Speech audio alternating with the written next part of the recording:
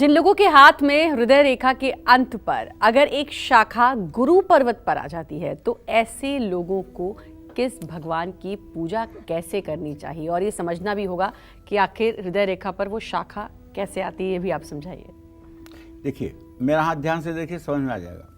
ये ऊपर की रेखा हृदय रेखा है, यहाँ तक जैसे ये आ गई ना। कभी कभी होता है कि ये रेखा एक तो ऊपर चली जाती है बृहस्पति पर्वत पर, तर्जनी उंगली की ओर। ये तर्जनी उंगली है, ये बृहस्पति पर्वत है, इतना दूर ये बृहस्पति पर्वत है।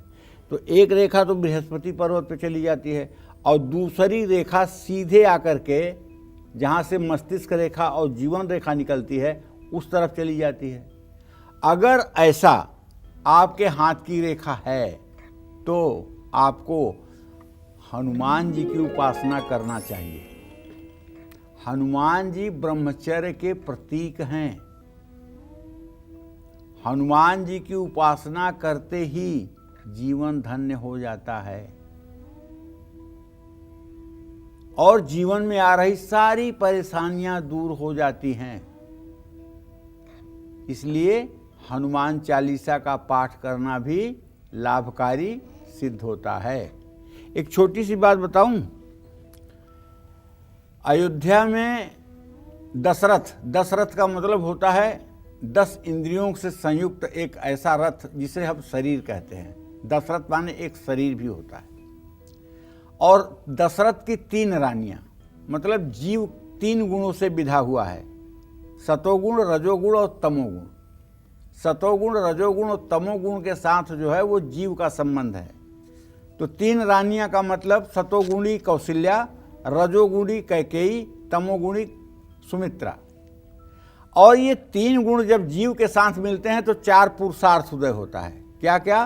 धर्म, अर्थ, काम और मोक्ष। धर्म रूपी राम, अर्थ रूपी भरत, काम रूपी लक्ष्मण, मोक्ष रूपी शत्रुघ्न। जब रजोगुण गुण रूपी धर्म जीव से कहता है कि अर्थ को महत्व दो और धर्म को जीवन से बाहर कर दो, अर्थात धर्म रूपी राम को अयोध्या से बाहर कर दो, अर्थ रूपी भरत को अयोध्या की राजगद्दी दे दो, तो क्या होता है? ज्यों ही धर्म रूपी राम अयोध्या रूपी जीवन को छोड़ते हैं, त्यों ही दशरथ रूपी जीव जो है वो अपना शरीर त्याग करके चलता बन जाता है। और ज्ञान रूपी सीता का अहंकार रूपी रावण जब हरण करता है तो आत्मा रूपी राम जब तक हनुमान, ब्रह्मचर्य रूपी हनुमान से नहीं मिलते हैं तब तक रावण का वध नहीं होता है। और जब आत्मा रूपी राम ब्रह्मचर्य रूपी हनुमान से मिलते हैं, क्षण भर में रावण का नाश हो जाता है, अहंकार रूपी रावण नष्ट हो जाता है, ज्ञान रूपी सीता मुक्त हो जाती है, विवेक का प्रचार प्रसार हो जाता है।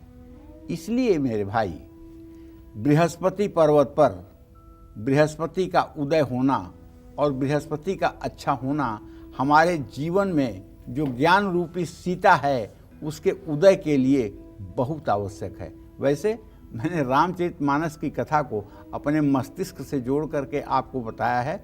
इसको आप ये मत लीजिएगा कि नहीं नहीं राम नहीं थे, सीता नहीं थे। अब मेरे कहने का आशय ये नहीं है। मेरे कहने का आशय ये भी था कि इस तरह से भी आप एक पहलू है जो समझ सकते हैं और देख सकते हैं। जय मां विंध्यवासिनी।